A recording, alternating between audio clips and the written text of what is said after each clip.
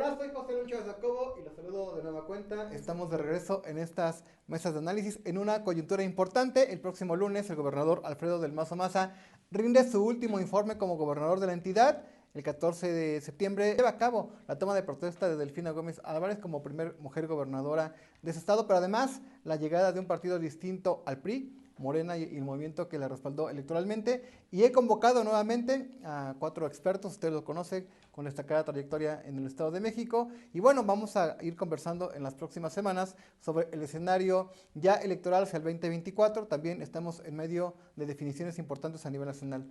Efren, antes que nada, muchas gracias por participar nuevamente en estas mesas. Muchas gracias y gracias a mi compañera y compañeros de que tenemos la oportunidad nuevamente, gracias a tu generosidad, de participar y dar nuestra opinión de temas que son trascendentes para la vida del país. Rápidamente un saludo, muchas gracias por participar nuevamente en estas mesas. Gracias, Alan, gracias compañeros, amigos, por de nuevo poder dar una opinión sobre los temas que están aconteciendo en nuestro estado y en nuestro país. Qué gusto. Miguel, nuevamente saludándote y dándote la bienvenida en estas mesas. Muchas gracias, José Alan, igualmente a mi amiga Ruth, a Mauricio, a mi querido maestro Don Efren, muchas gracias por estar en esta mesa. Mauricio, también te agradezco nuevamente la confianza para participar en estas mesas. Al contrario, Alan, muchas gracias por la invitación. Es un honor nuevamente compartir el diálogo con tan experimentados políticos y, por supuesto, la muy buena participación de Ruth, del maestro Efren, de Miguel. Muy complacido de estar aquí con ustedes.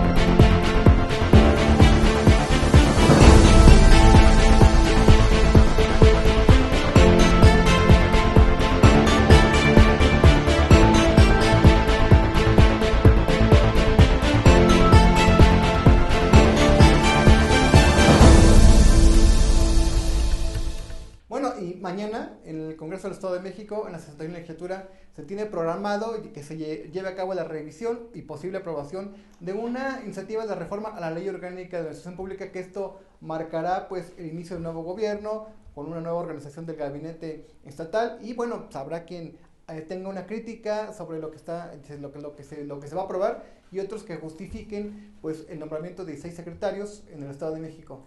Efren, pues mañana la Cámara de Diputados puede aprobar esta reforma a la Ley Orgánica de la Administración Pública. Esto implica la creación de una oficialía mayor, pues la creación de una Secretaría del Agua, una reconfiguración de las obligatoriedades de la Secretaría de Educación Pública.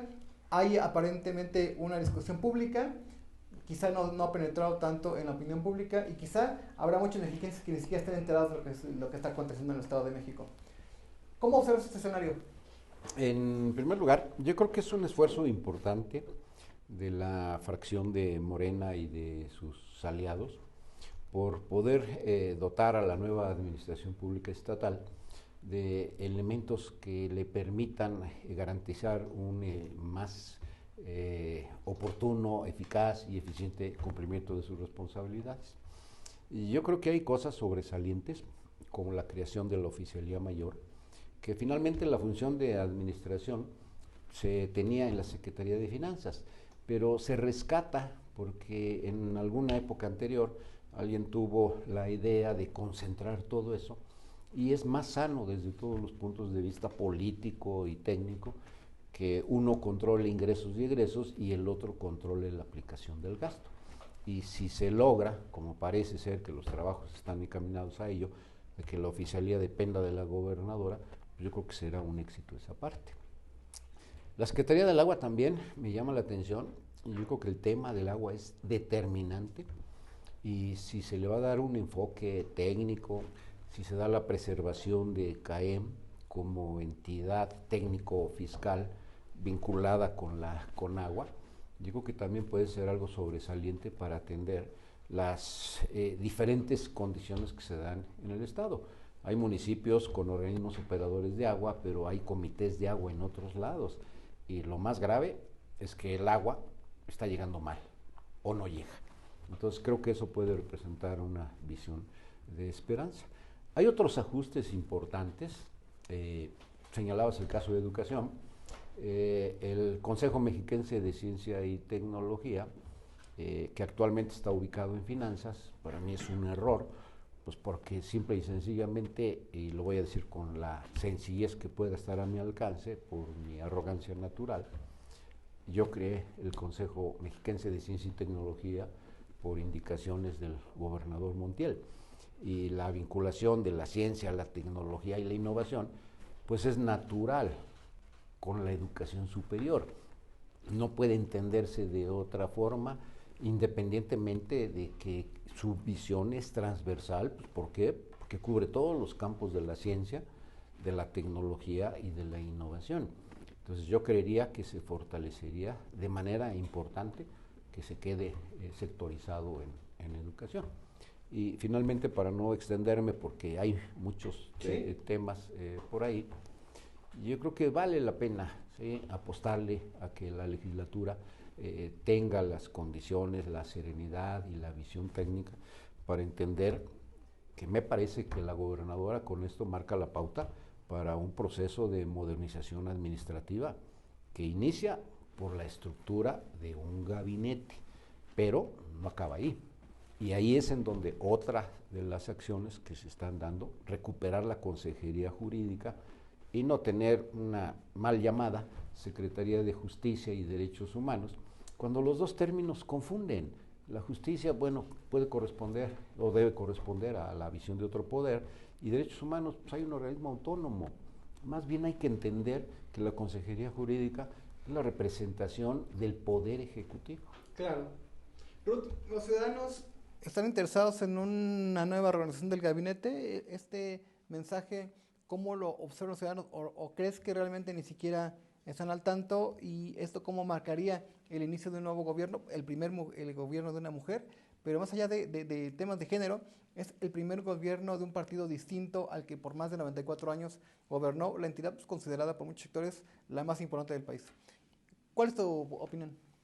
Que primero que nada, y lo he preguntado en diversos espacios, pues la ciudadanía no tiene conocimiento en lo absoluto de que se esté llevando primero las mesas de transición, segundo esta reestructuración de la administración pública, y menos pues que en la Cámara de Diputados, bueno, ni siquiera los diputados han tomado en serio su trabajo de revisión de cómo van a quedar estas secretarías.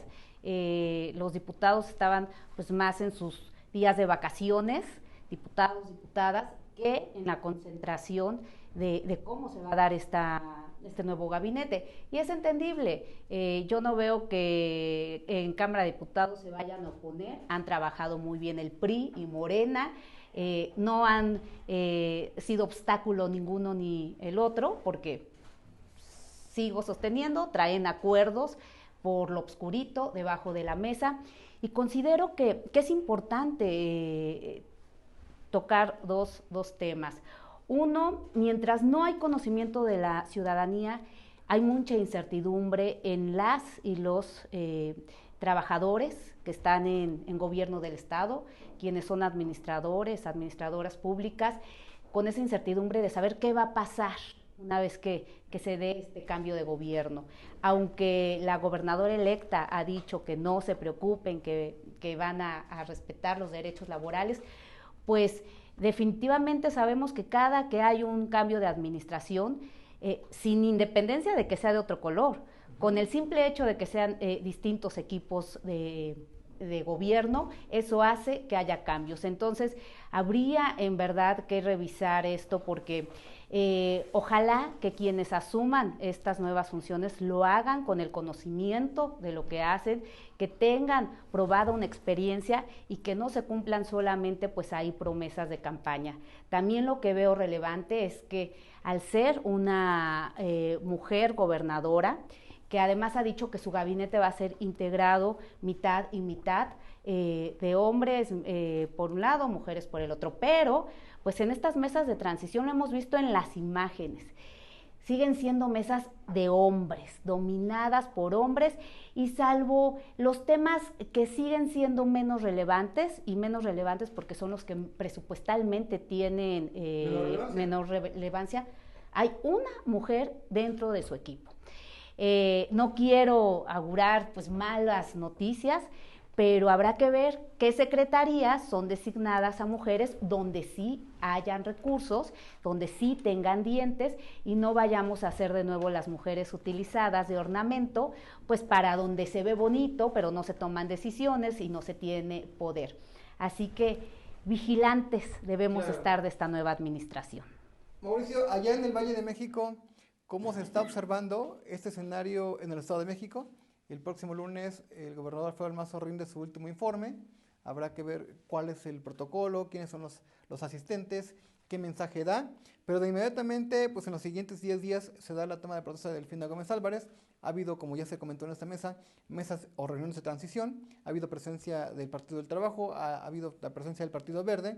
Tú eres parte de un partido político que llevó a Delfina Gómez a la gobernatura. ¿Cómo estás observando estos escenarios del Valle de México y qué te dicen los habitantes? Muchas gracias, Alan. Sin duda, la expectativa que se tiene al informe del gobernador deja mucho que desear en su administración. El Valle de México es sin duda el que más resintió la ausencia del gobernador, al que más le incumplió compromisos, deja muchas deudas históricas de la historia del priismo en el Estado de México. 13 gobernadores, incluido Alfredo del Mazo, no pudieron concretar el par vial de San Mateo en Naucalpan, no pudieron generar el Mexibus, no pudieron instalar el Mexicable, y fueron promesas reiteradas de gobernador tras gobernador por lo menos los últimos 18 años en el Estado de México, y dejan sin duda la más grande deuda histórica en el Valle de México. No podemos esperar más que la entrega de un gobierno lleno de corrupción, lleno de atraso, lleno de, en algunas áreas ya pues arcaicos, contaminados de muchos vicios. Hay temas que están saltando, sobre todo en el tema de sustentabilidad, medio ambiente, el tema del agua, casos verdaderamente trágicos como el Consejo Editorial de la Administración Pública del Estado, un órgano que no funcionó, que no cumplió, que publicó ediciones para gente que ni siquiera es mexiquense. Ya no digas tú mexicana, no es ni siquiera mexiquense. O sea, vinieron sudamericanos, latinoamericanos, extranjeros a publicar cuando ya carecía de este criterio editorial, este consejo. Hay muchas señales de un gran deterioro. El gobernador entrega el Estado de México como el estado más inseguro para las mujeres, donde más violencia hay contra la mujer, donde más la mujer se puede sentir insegura. Eso evidentemente detona una expectativa muy positiva hacia el gobierno de la conciencia, hacia el gobierno de la dignidad de los mexiquenses, hacia el gobierno que será un gobierno de los derechos que encabezará la maestra Delfina, un gobierno que habrá de establecer una legitimidad con un contacto ciudadano permanente, un gobierno itinerante, un gobierno cercano. Entonces existe una gran esperanza de que por fin llegue el ciudadano a gobernar y a encabezar un muy buen gobierno con la maestra Delfina. Me parece fundamental las áreas de oportunidad. Creo que la administración pública del Estado requiere de una sacudida, requiere evidentemente de frenar los excesos. Creo que hay servidores públicos que no deben sentir ninguna incertidumbre. Existe un esquema laboral ya muy definido por ley que en absoluto les deja la vulnerabilidad de sus plazas, de sus áreas. Hay áreas prioritarias como la de seguridad, como la de educación, como la de salud, que tienen perfectamente garantizados sus derechos laborales. Al contrario, yo creo que lo que se trata dentro de la administración pública del Estado es de imprimir, de hacer una reinvención, y este primer paso que se da en el marco jurídico que rige la administración pública me parece un primer paso importante que manda una señal de orden. Desde el día de la elección en la que los mexiquenses ganamos el 4 de junio, hasta lo que estamos por ver son momentos históricos, inéditos, nunca vividos en la historia de nuestro Estado, y por lo tanto pues debemos de ser fieles testigos y además actores de ese ejercicio de transición. Muchas gracias. Mauricio, ahora, en términos de imagen de la comunicación política, ¿cómo esperar el último mensaje, el último informe del gobernador Alfredo del Mazo y estos elementos que han formado parte de las reuniones de transición, los personajes que han asistido, un Higinio Martínez Miranda, Horacio Duarte como hombre fuerte? ¿Qué mensaje está dando el equipo de transición de Delfina Gómez, el equipo en funciones de Alfredo del Mazo, y cómo se observaría desde el punto de vista de la comunicación política, Mau? Bueno, lo primero que está claro después de todas estas reuniones de trabajo que han tenido ambos equipos, saliente y entrante, es que hay una transición de terciopelo y es una transición bastante respetuosa y es una transición muy institucional, como si literalmente se estuviera pasando la estafeta un gobierno priista a otro gobierno priista, lo cual no es el caso. No es malo, no es malo. Yo creo que está bien para los tiempos que estamos viviendo, llenos de polarización y demás, que se manden este tipo de señales. Aquí lo que me llama la atención es que Alfredo del Mazo no la tiene fácil. En su último informe de gobierno es complicado para él y su gobierno porque no hubo legado. No hubo obras o acciones altamente significativas que representen un gobierno que haya hecho historia, más allá de que entregó el poder, independientemente de que se diga que fue una elección y demás. A él le toca entregar el poder a un partido distinto al de él y en consecuencia es difícil que venda un legado porque no lo hubo. No hubo pretextos, pero tampoco hubo resultados. Entonces, no hubo logros consolidados. El salario rosa, que es el principal logro social de su gobierno, será desmantelado inmediatamente. Y por supuesto viene ahora la andanada de programas sociales dirigidos a las mujeres del nuevo gobierno morenista que encabeza Delfina Gómez. Y algo muy importante también hay que decir, independientemente de que hay esa transición de terciopelo, lo vuelvo a comentar, a mí me parece que el 2024 va a marcar el destino de Alfredo del Mazo.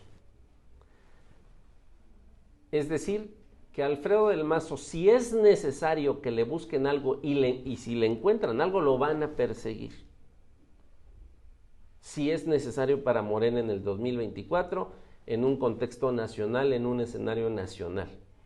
Y evidentemente van a comenzar, ya comenzaron, las señales de eso que se le llama lucha anticorrupción, que finalmente son señalamientos de que algo hay por ahí, y ya están empezando a perseguir a agentes que cada vez están escalando en los círculos cercanos al gobernador. Creo que debemos estar muy al pendientes de eso, porque Alfredo del Mazo se va, pero no se va ni tranquilo, o por lo menos esas son las señales políticas que se logran percibir, y se va sin un legado. Efraín, este inicio de gobierno ha generado la expectativa de quienes podrían integrar el gabinete de la maestra Delfina Gómez Álvarez. Ha habido algunos personajes que han estado dentro de estas reuniones que parece que son obligados que van a estar ahí. Pues, hablemos, por ejemplo, de Horacio Duarte, hablemos de Juan Carlos González Romero, que es el actual delegado federal de los programas para el bienestar. Hay otros personajes como Norberto Morales Poblete del Partido del Trabajo. Y también hay señalamientos que dicen, a ver, si están en el gabinete, esas personas no pueden pensar en que van a competir en el 2024. Voy a lo siguiente. ¿Qué tan importante para el gobierno de Delfina Gómez Álvarez es apostar por un gabinete fuerte, pero también entender que si en el 2024 no obtienen la mayoría legislativa, prácticamente sería muy difícil gobernar a partir del 2024? ¿Cuál es tu punto de vista? Gracias. Mira, en la primera parte, la conformación de un gabinete es algo muy delicado. Y yo entiendo que la maestra Delfina lo está haciendo con extremo cuidado. Y diría, hay que esperar. Se pueden mencionar muchas cosas, pero probablemente incluso los que más se mencionan son los que pudiera ser que no estén. Se debe de entender que habrá un nuevo gabinete, y un nuevo gabinete que responda a la visión de una coalición que se dio, o sea, en términos de la figura jurídica de candidatura común, pero bueno, fue una alianza entre Morena, PT y Verde, y seguramente formarán parte del gabinete. Los nombres hay que tenerle cuidado. Y hay que tener también cuidado porque en esas reuniones de transición se han visto diversos personajes coincido con Ruth, pocas damas, y deberá de haber más mujeres, porque yo estoy seguro que Delfina va a cumplir su palabra de que habrá la mitad de mujeres en el gabinete, y eso será muy importante para nuestro Estado, y pues yo creo que la sociedad se lo va a exigir de esa forma.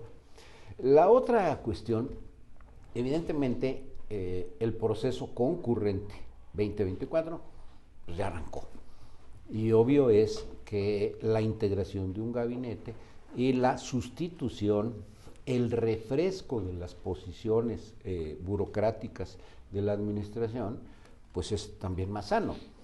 O sea, pues ¿por qué? Porque quienes hemos entrado en condiciones de puestos de confianza sabemos que tenemos un límite y sabemos que terminando esa responsabilidad, pues debe de refrescarse el Ejecutivo. Esa es una de las bondades de la democracia.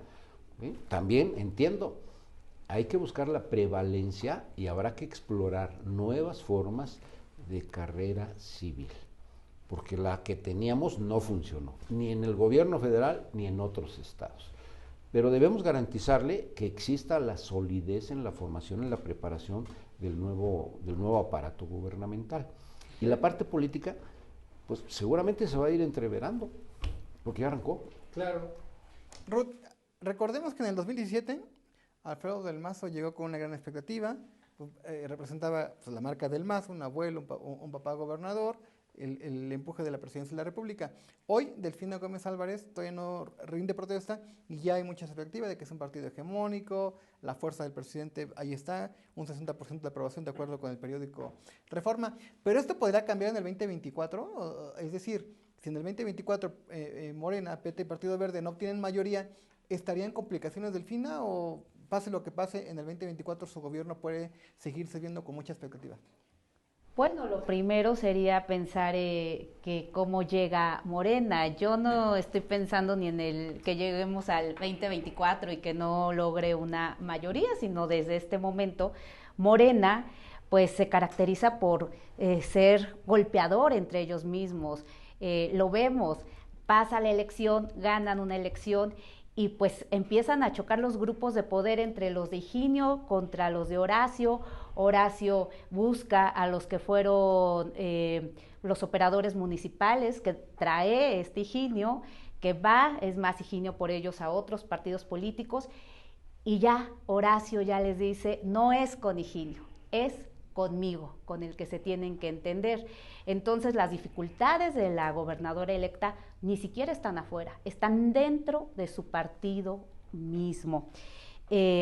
Ahora bien, considero que también las expectativas de que se tengan, y un poco ligado con lo que ha dicho el maestro Efrén, pues debemos de ser, y por eso decía que vigilantes, porque no es solamente quienes sean las cabezas.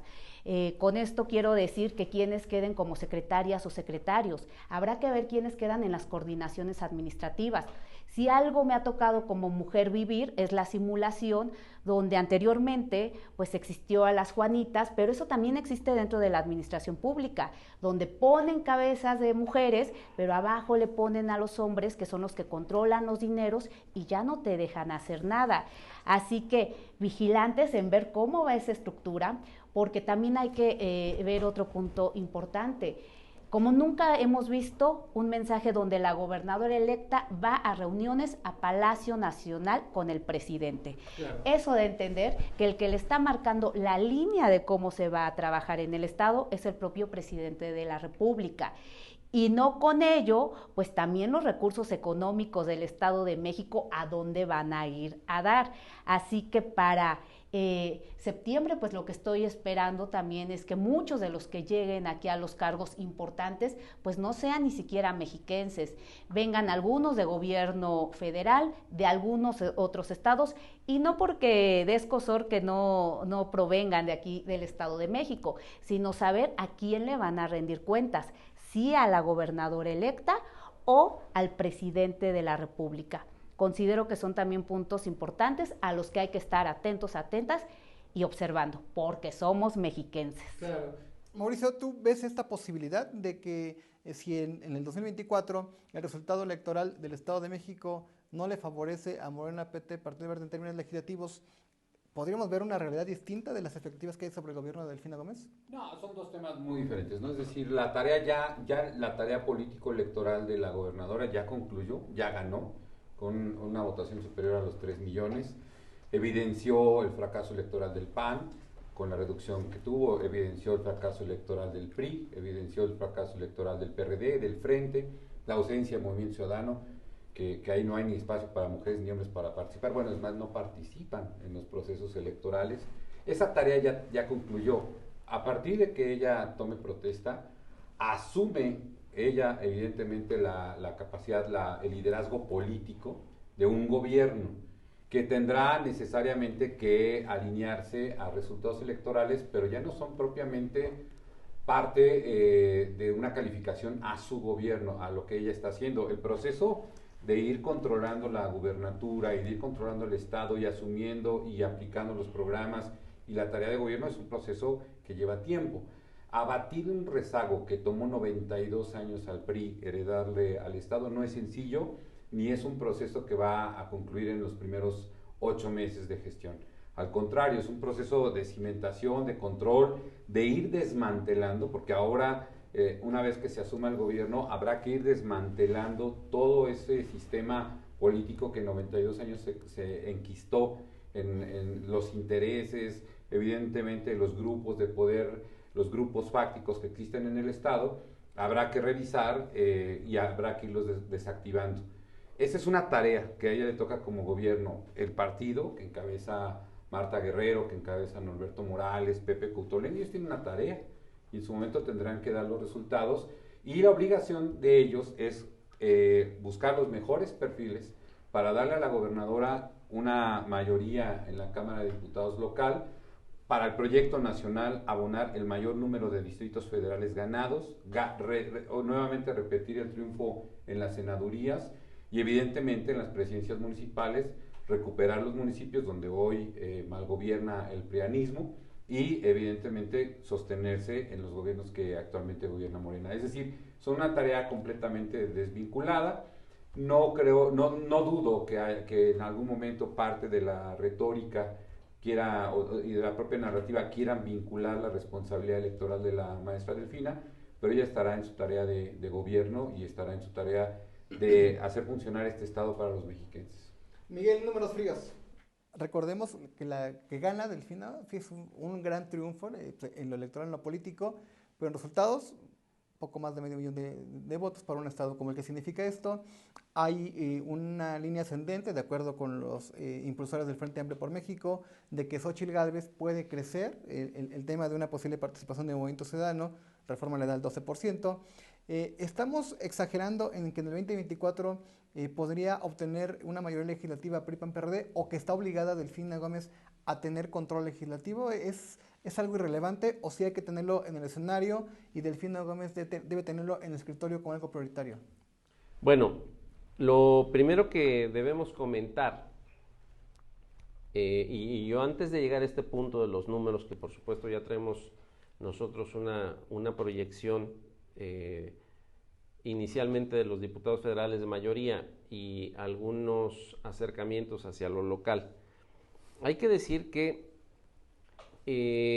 hay un jaloneo en lo político, tiene toda la razón Ruth, y este jaloneo en lo político al interior del hoy grupo gobernante, el que va a asumir el poder en los siguientes días, parece ser que no se conforma con tener un epicentro del poder que es la gobernatura en sí, que eso pasaba con el PRI. La quinta columna, la gobernatura era el epicentro desde lo cual giraba todo lo político. Hoy todo parece indicar que hay, además de este epicentro, que todavía no se alcanza a ver y que a mí me parece que Delfina va a asumirse como gobernadora mucho más temprano de lo que muchos piensan y va a dar muchas sorpresas.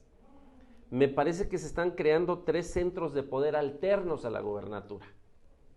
Uno, el partido. ¿Quién controla Morena? Número 2, la Secretaría General de Gobierno, que todo parece indicar que aún con la molestia e incomodidad para algunos pudiera asumir Horacio Duarte. Yo todavía tengo mis dudas, pero que la pudiera asumir al 100%. Y número 3, el Congreso. Este jaloneo en lo político se está viendo ya claramente. Hay por lo menos 3 o 4 reuniones convocadas por Horacio Duarte para intentar desmantelar al grupo que encabeza Higinio Martínez Miranda. En este momento, miércoles a las 12:35 se está llevando a cabo una reunión de esas en Toluca. Y habrá otras. Y si gustan, ahorita podemos pasar datos. Okay. ¿No? Pero, sí, claro, con gusto ahorita los vamos a dar. En mi siguiente intervención los doy. Entonces, lo que yo veo es que efectivamente está pasando esto. ¿Esto se va a traducir en mayoría o no mayoría en el Congreso local? Sí, sin duda alguna. ¿Por qué? Porque efectivamente Xóchitl cambia toda la baraja para el Frente Amplio y le aumenta las posibilidades en Frente Amplio, y sobre todo si va MC, que es altamente probable que no vaya, pero si va MC, o por lo menos una parte de los MCistas se sumen al Frente Amplio en una alianza o en una coalición de hecho, aunque no de derecho, eso le cambia toda la baraja, y sí está en riesgo, que yo creo que no va a tener una mayoría como le espera Morena, ni en el Congreso local, y aguas en el Congreso federal. También traigo números. Efraín, ¿cuántos procesos electorales no has visto? Hoy las tendencias electorales, que también a veces le fallan o no le dan en el número correcto, establecen que va a ser una elección muy competida. En unos días, el 6 de septiembre, se espera que Claudia Sheinbaum Pardo se confirme como la ganadora de la consulta que la convertirá en coordinadora de los comités de defensa. Pues es prácticamente un hecho que Xóchitl Gálvez va a ser la candidata del frente. Yo creo que Movimiento Ciudadano no va a participar, no sé si con Samuel García Sepúlveda o con Luis Donaldo Colosio Riojas. ¿Tú sí le ves? ¿Crees que realmente el Frente Amplio para México va a ponerle un susto a Morena en el 2024 y concretamente en el Estado de México? ¿O hay que esperar? ¿Tu experiencia qué te dice, Fren? Sí, con mucho gusto. Antes, si me lo permites, quisiera hacer un breve comentario para compartir mi visión. Difícilmente la gobernadora va a estar exenta del proceso electoral. O sea, perdón mi querido Mauricio, pero no lo puede hacer. No debería hacerlo. No, yo creo que incluso dentro del marco de la ley, ella puede ejercer en su condición de gobernadora, pues un ejercicio de gobierno que permita capitalizar, como lo hacen legítimamente aquí y en China. No quería que esté ajena. El propio presidente de la República pues dijo que estaba ajeno, ¿no? Y pues yo no veo que esté ajeno. Está altamente interesado en todos los temas de la política de este país. Pero bueno, voy a la parte central. Yo creo de entrada que nadie puede considerar que el 2024 va a ser lo mismo que el 2018. Absolutamente nada. ¿Por qué razón? Pues es un proceso concurrente. Mi amigo Miguel tiene todas las cifras de los cargos que se van a disputar en todo el país y es de proporciones verdaderamente importantes. Y ese proceso ahora probablemente va a enfrentar dos grandes alianzas.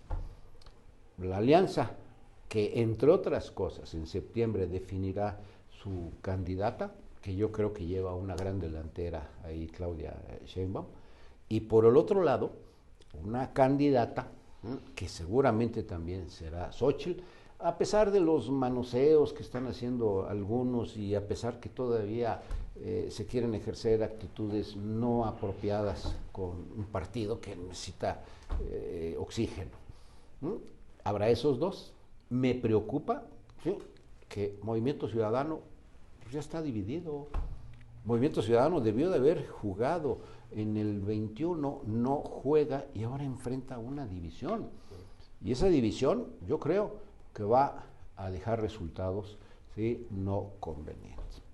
Entonces habrá dos grandes propuestas y sí puede haber un susto nacional y puede haber un susto en lo local. Okay. ¿Por qué razón? Por otra razón. Y mi amigo Miguel tendrá muchos datos en ese sentido. Hay un partido que todavía prevalece como el más rechazado por la gente, pero ya se está generando por la sociedad y por ciertos segmentos con características específicas un rechazo al partido que está gobernando. A Morena. Y es un rechazo natural porque el ejercicio de gobierno desgasta. Entonces, por eso también subrayo que si la gobernadora en sus primeros días hace un impacto de un gobierno que satisfaga, que cumpla, obviamente va a abonar positivamente. Lo contrario, pues generará el resultado de fortalecer otras opciones. Dice Miguel Ángel que duda o que pues no hay elementos que le hagan ver que el Movimiento Ciudadano está jugando en serio. Hace algunos días, Dante Delgado Ranauro, el dirigente nacional del Movimiento Ciudadano, dice y se compromete, no sé si bien o mal, dice, a ver, si el Movimiento Ciudadano no saca más votos que la coalición PRI-PAN-PRD, me retiro de la política. Hablan de división. Enrique Alfaro Ramírez, el gobernador de Jalisco, se aleja de Movimiento Ciudadano.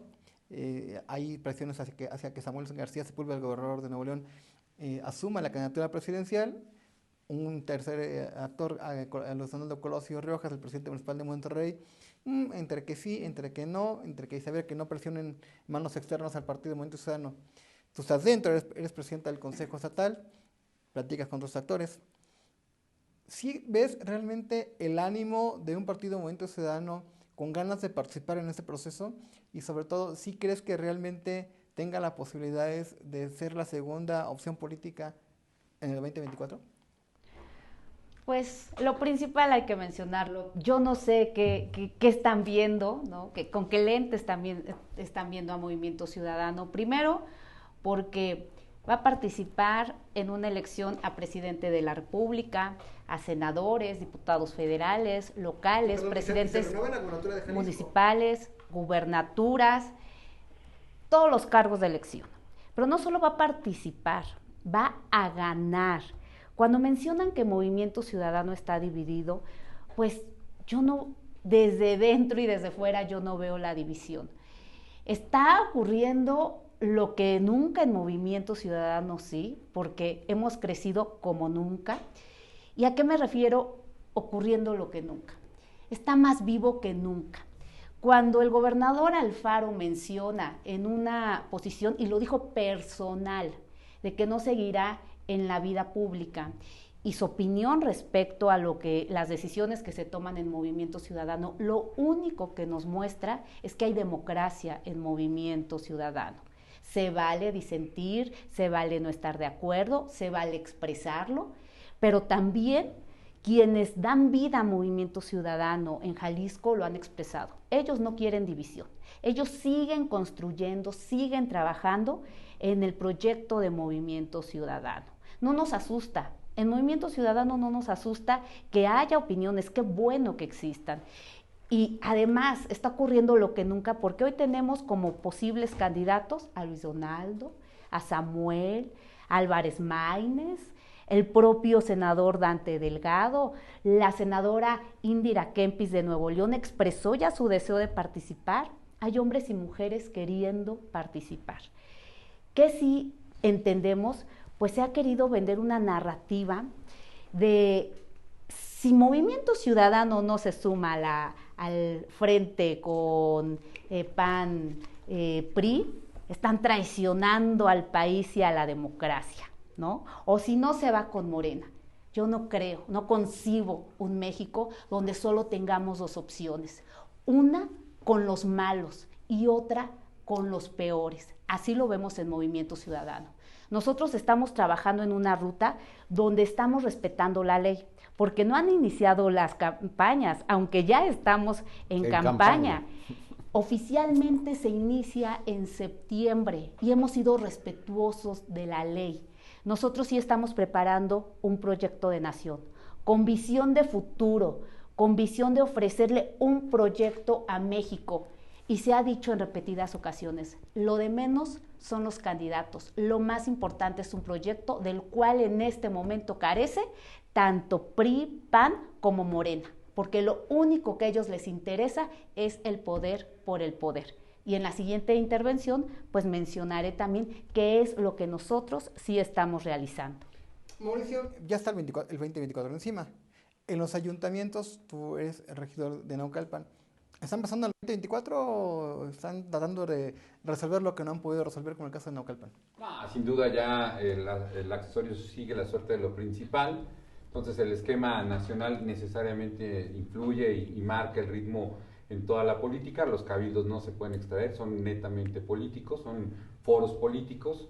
Aquí, en principio, yo veo una doble moral, un doble discurso del Movimiento Ciudadano. Por un lado, públicamente señala que tiene una personalidad política propia, y te voy a poner el ejemplo de Naucalpan. En Naucalpan se acaba de aprobar mañosamente y con mi voto en contra un plan de desarrollo urbano. ¿Con el voto de un morenista? No, con la ausencia de un morenista, pero con el voto a favor del regidor de Movimiento Ciudadano.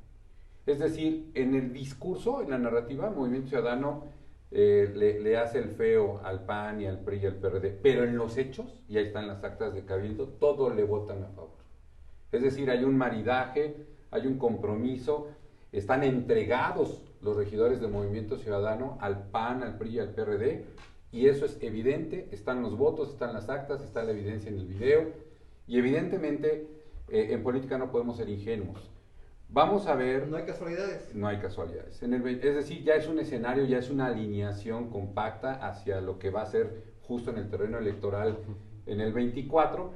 Y sin duda, aunque no sea de hecho, algo que ha caracterizado mucho al Movimiento Ciudadano es esa rebeldía y esa falta de disciplina hacia su dirigente nacional. Hoy Alfaro encabeza una corriente no solamente en un estado, sino una corriente nacional. Y también se ve en los hechos que una es la narrativa que construyen y otra cosa es lo que hace Juan Cepeda, Anselmo y todos ellos en la operación territorial, y deja en claro que en los hechos, en la realidad, están siguiendo la lógica de lo que van marcando los partidos donde son gobierno y donde se representan o donde pueden tener puentes o lazos operativos políticos. El 24 sin duda va a ser un proceso de reivindicación y de calificación hacia el presidente de la República. Va a ser un proceso en el que en efecto se califique. En el 18 fue la oportunidad de que gobierne, y en el 24 será la calificación al buen gobierno que ha desempeñado el presidente López Obrador. Ese es lo que está en juego en el 24, y evidentemente quienes han cumplido un proceso riguroso, interno, democrático, abierto, público, con todo y las señales o las descalificaciones que haya, finalmente es porque es un proceso abierto. Y estamos expuestos a que todos emitan una opinión y evidentemente hagan un juicio. Sin duda, lo que está haciendo Morena, PT y Verde es un acto legítimo para poder aspirar a construir una siguiente etapa de la Cuarta Transformación y profundizar esta política que empezó en el 2018 porque los mexicanos así lo decidieron. Y si los mexicanos reiteran esa decisión de seguir apoyando el proyecto del presidente López Obrador, sin duda seguirá en el 24. Miguel, antes de pasar a la etapa final de esta mesa, ¿qué tanto impactaría en el Estado de México hacia el 2024 que el Movimiento Ciudadano participara a nivel nacional? Ese 12%, hay quien dice, pues podría llegar hasta el 15%, hasta el 20%, dependiendo de la figura, independientemente del trabajo que hicieran a nivel nacional. ¿Eso qué tanto impactaría en el Estado en las elecciones locales del 2024? Bueno, primero, como no me gusta decir algo y no poner el dato concreto. Salud. Miércoles 30, jueves 31 y domingo 3 hay 6 reuniones programadas por el equipo de Horacio, donde principalmente están llamando a gente tradicionalmente identificado con el senador Higinio Martínez Miranda y también de repente con algunos otros, pero sobre todo con gente del senador. 10:30 en Toluca, calle Industria Minera 601 en San Lorenzo Tepaltitlán. 3:30 de la tarde Tlalnepantla. 11:30 esto hoy miércoles, jueves 31 San Bartolo Morelos a las 11, Zumpango a las 3:30 y a las 5:30 en Ixtlalpan. Y el domingo a las 9:30 horas, Valle de Chalco.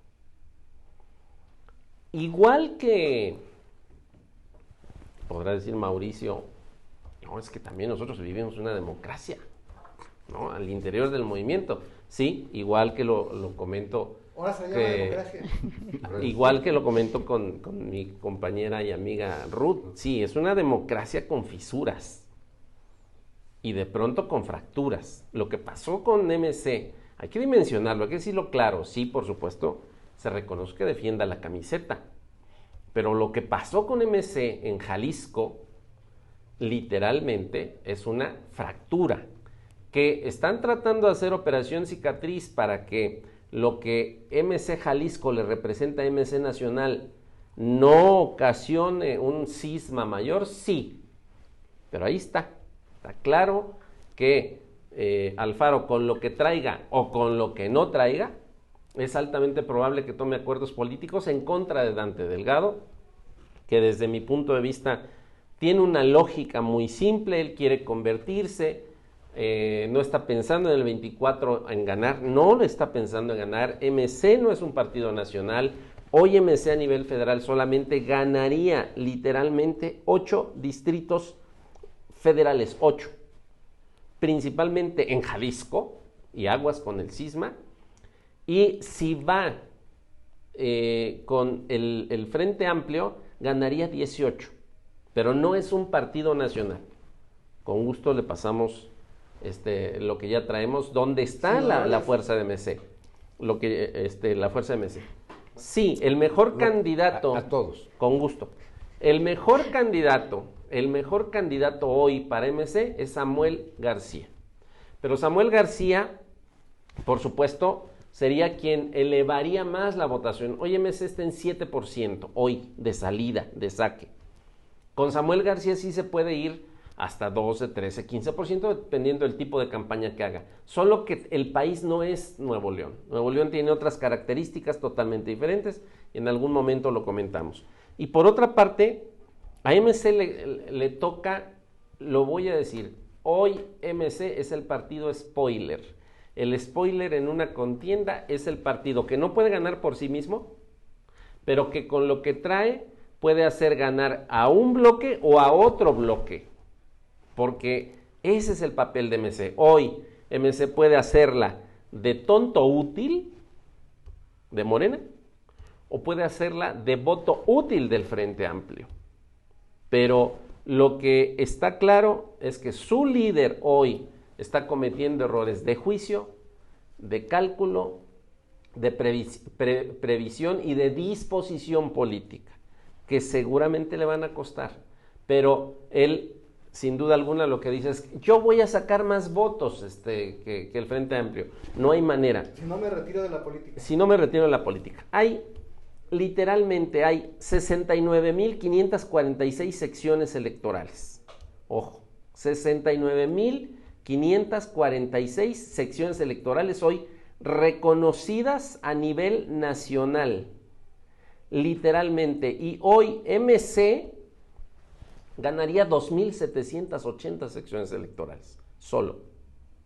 Entonces, números fríos. Okay.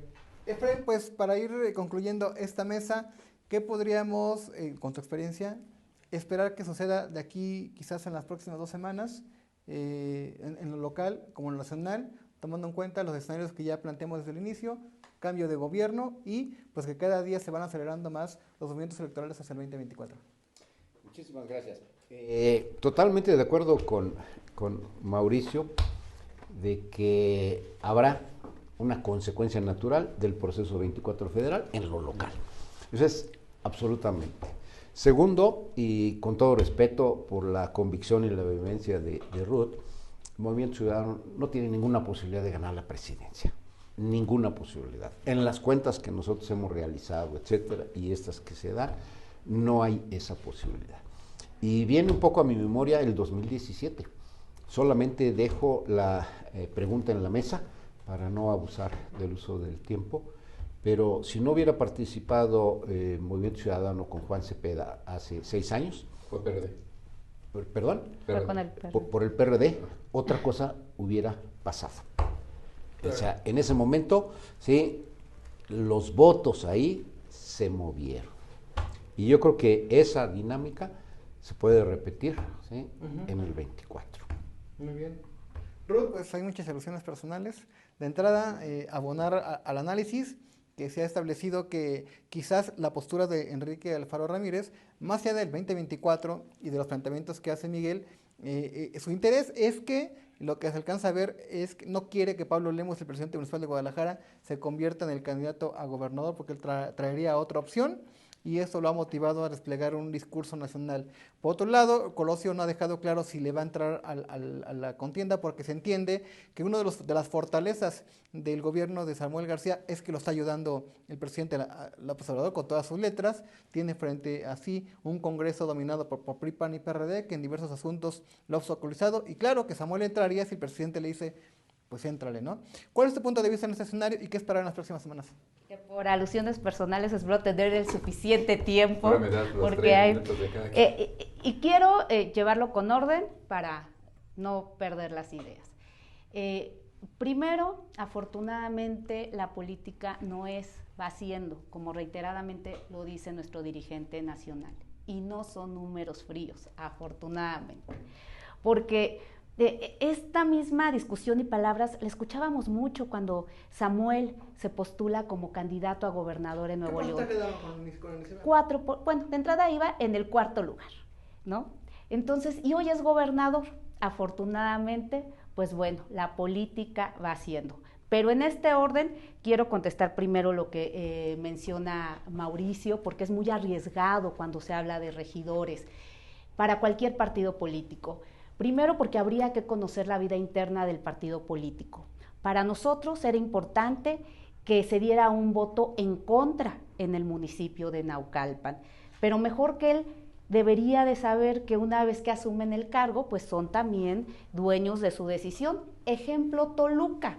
Toluca, el regidor del PT va a favor de la deuda que tiene Toluca en este momento con el presidente municipal y Morena va en contra. Y son aliados, son amigos, van juntos.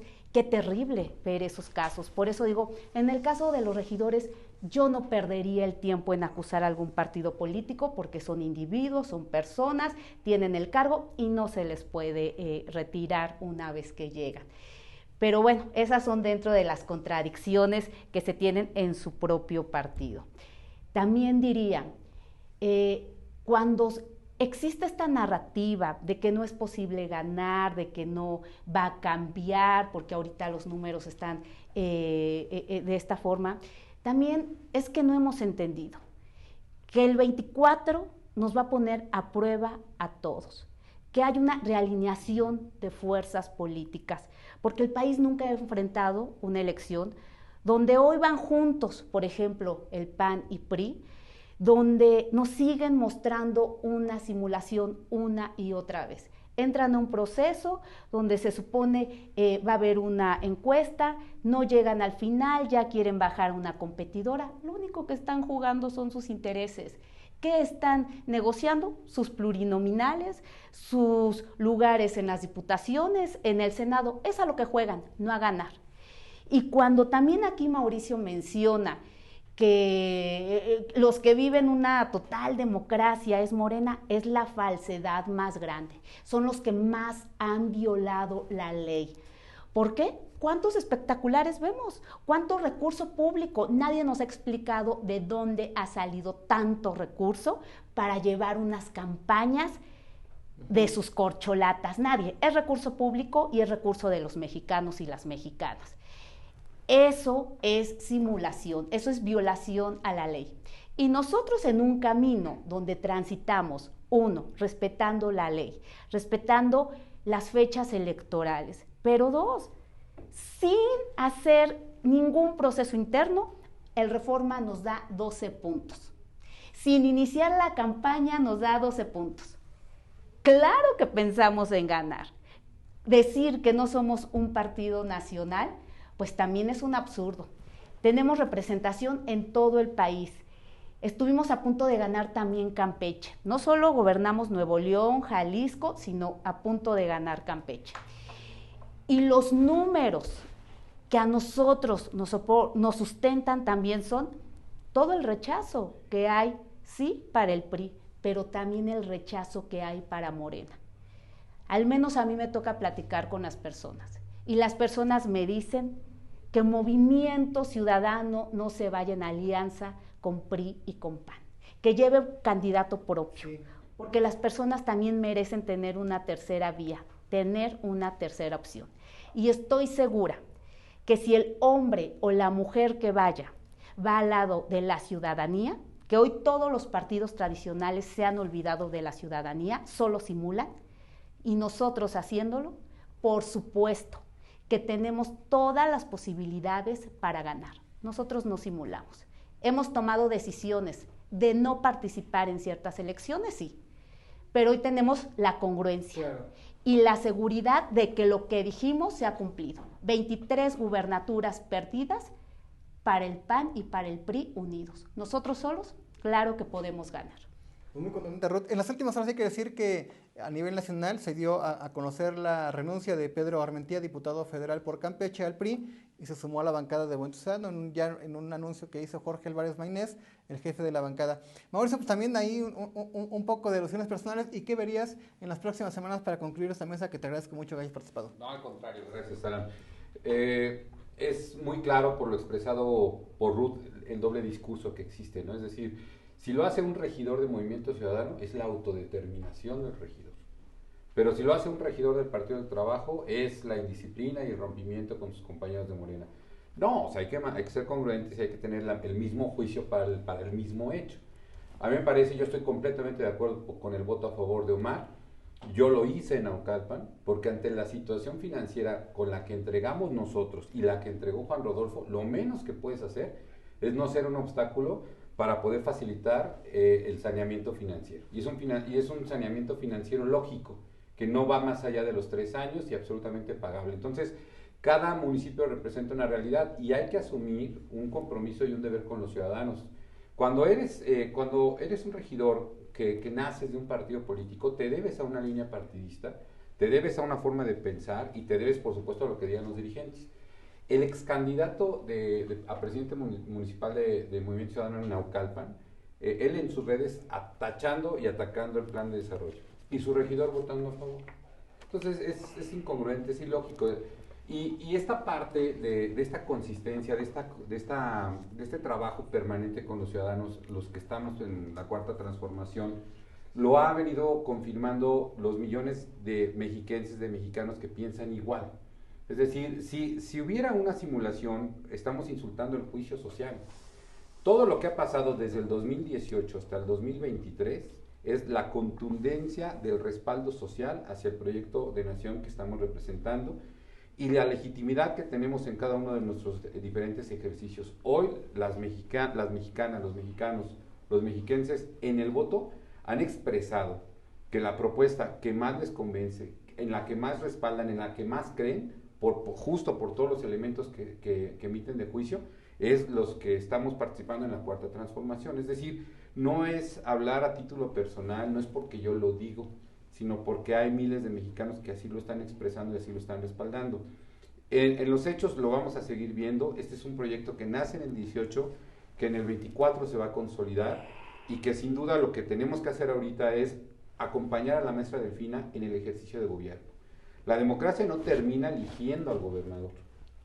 Tenemos que acompañarla en todo el proceso de gobernanza, tenemos que darle ese respaldo social y así como elegimos el que tuviéramos una primera gobernadora y que fuera la maestra Delfina, las y los mexiquenses tenemos la obligación de seguir respaldando ese ejercicio de gobierno desde la trinchera en la que estemos, desde el ámbito en el que nos corresponda, para que ese proyecto de nación que nació en el 18 y que no había llegado al Estado de México, por fin empiece a permear en el Estado de México y empezamos a tener una nueva realidad en donde los de abajo estén arriba y en donde los privilegios se terminen.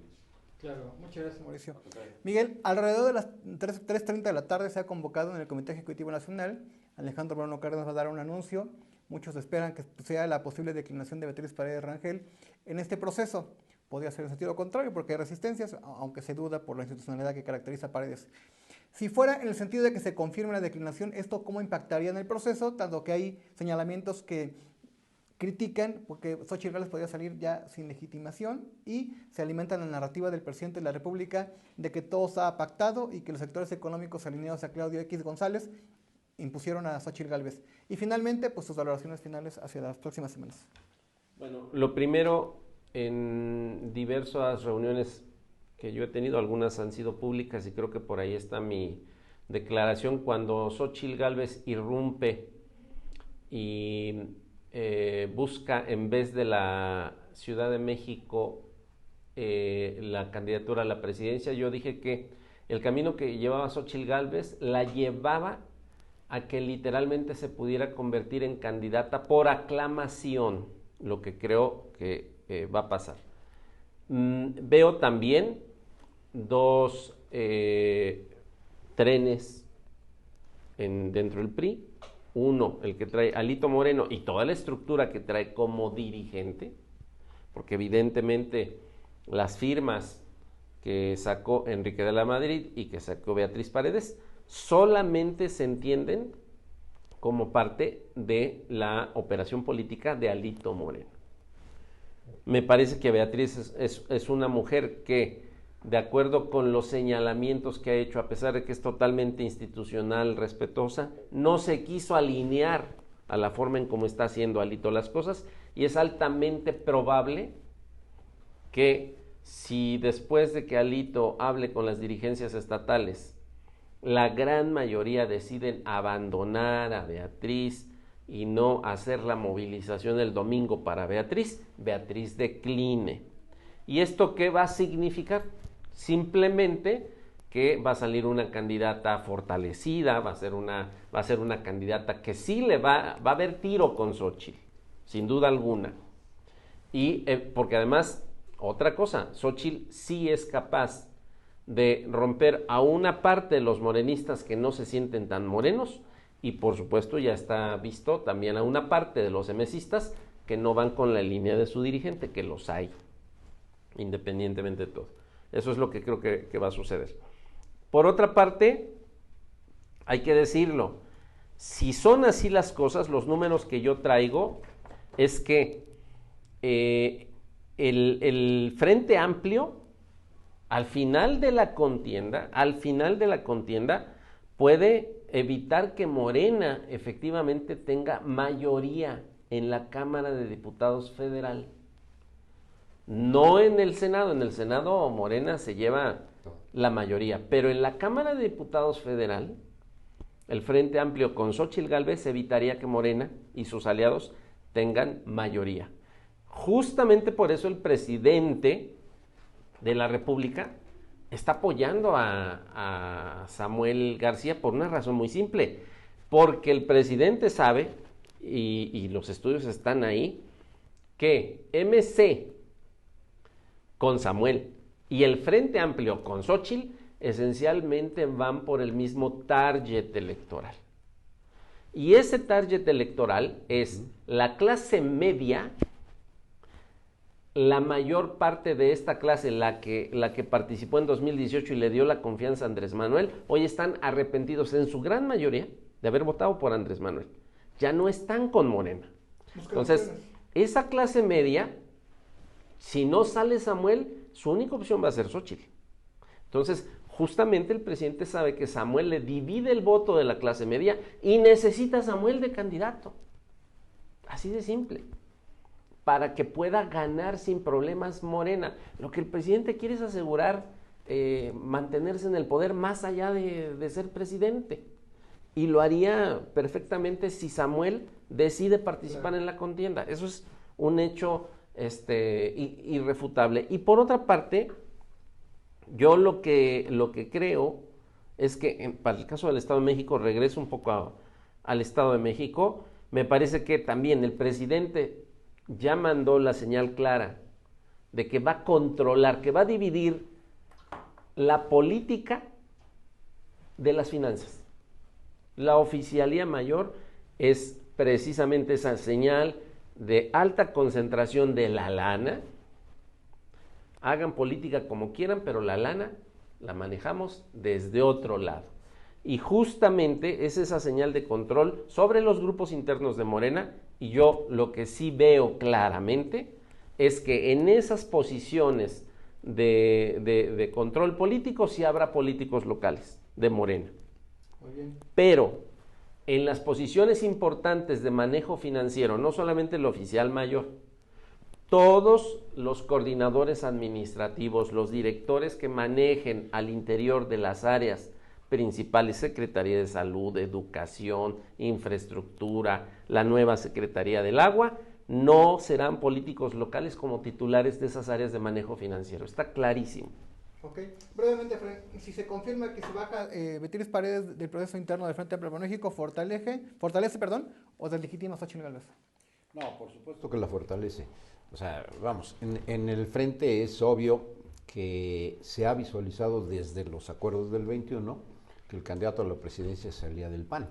Claro. Entonces este ejercicio pues fue un poco montar un escenario de conveniencias, pero finalmente sí, el PRI carga una losa enorme de la que no se va a poder recuperar. Entonces, pues ahí está. Pero puntualizo algo que me parece muy importante y que todos mis compañeros han abordado desde ángulos diferentes. Estamos viviendo un cambio en el sistema político nacional. Buscamos la democracia. Los partidos buscan la democracia, pero al interior de los partidos no son demócratas. Al interior de los partidos tienen reglas, o tienen usos y costumbres, o tienen disciplinas malentendidas que los llevan a la extinción, o tienen indisciplinas en búsqueda de estar vivos, de competir y de participar. Esa es nuestra realidad. Brevemente, ¿se fortalece Xochitl Gálvez o la deslegitimas si bajas de la contienda a Paredes? Pues definitivamente la deslegitimas cuando además ya estaba cantado, ¿no? Si ella ganaba, no era necesario. En verdad no era necesario hacerlo porque más que a ella es al proceso. Lamentablemente. Montas un proceso para sacar ella, ¿no? Montas un proceso, pero además yo hasta diría que también un poco de miedo muestran, porque me tocó ver algunos fragmentos donde participa Beatriz, donde participa Xochitl, y ¿qué ocurre? Se le ven las tablas a Beatriz y se la come en diversas discusiones. Y entonces, como Alito no tiene el control total de su partido, pues no se quiere arriesgar a que exista una sorpresa para los acuerdos que él ya tiene. Okay. Y pues la historia una vez más se repite. Simulación y simulación del PRI. Brevemente, Mau, ¿se fortalece Xochitl? ¿Estás de acuerdo? ¿O deslegitimas? No queda evidenciar. Es una debilidad que le va a costar todo el proceso. Es una mala forma de salir electa. Presentan un proceso, no lo cumplen en ningún momento, se desfasan en las capturas de las firmas. Hoy es miércoles y todavía no existe formalmente, por lo menos así lo decía Marco Cortés, que no conocían los centros de votación. Alito es el último recurso que tiene para controlar a Beatriz Paredes y para que la mesa de negociación a él no se le salga de control. Aquí se aplica mucho de que en ocasiones la persona supera la marca. A mí me queda claro que la senadora Beatriz Paredes por mucho superaba la marca y logró, como bien lo expuso Roy Campos, logró que la gente hablara del PRI y que hablara bien del PRI o por lo menos estuviera receptiva. Eso a mí me parece que Beatriz Paredes lo logró, hay que reconocérselo.